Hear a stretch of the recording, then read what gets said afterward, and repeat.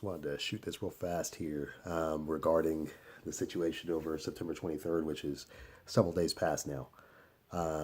It's interesting. I read some of David Mead's comments. He's the author regarding the Planet 7, 7X, the destroyer, and Planet Nibiru, which is also Gil Brazard's area of study.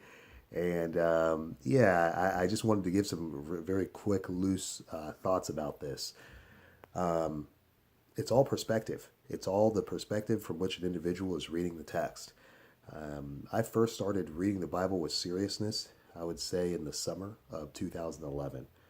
And before I had ever began reading the Bible seriously, I always had thought the return of the Messiah and the end of days was in our future, and that the end of the world was before us and was coming, and that Jesus was still on a return to us. That was the perspective I came from. As a kid, I'd seen those books, the Left Behind series. The first time I ever read Matthew 24, the first time I ever read Revelation, I already knew in my mind that these events were in the future. Okay? That perspective is a religious tradition. That religious tradition is the whole problem. That's the entire issue. That religious tradition blinds individuals from reading the text according to the context. It blinds individuals from reading the text and pulling out who's the audience here. I've been surprised in numerous instances. I've even said that the whole problem with the end of the world is just one word. It's the word you. Who is you? According to the context, you is never you, the person alive in 2017. Us today, reading this text that is 2,000 years old, the Bible, specifically here the New Testament, when we're reading this, we're reading it to try to find application for our lives today. But we are not the initial recipients. We obviously were not there for the conversation. I've said to people in numerous instances, the entire end of the world is summed up by John the Baptist in Matthew, the 3rd chapter, where the Pharisees and Sadducees are coming out to his baptisms, and he tells them, who warned you to flee from the wrath to come? This wrath that he's discussing is the wrath of Revelation. That is the end of the world. Who then is the end of the world coming to? The end of the world is coming to them, their generation of people.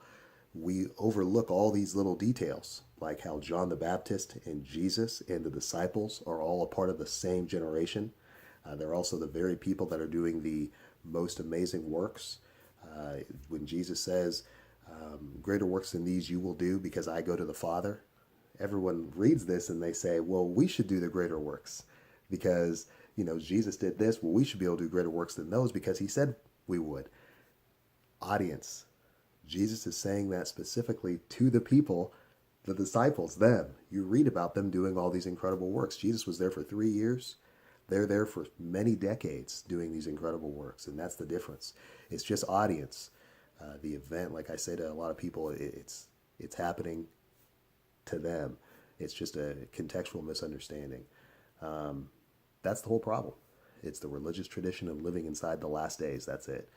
So how do I know every single time when they come up with these dates or when they come up with these theories about how the tribulation is starting now? I didn't say it was the end of the world. I said it's the beginning of the end of the world, and we'll see it unfold over the next 7 years.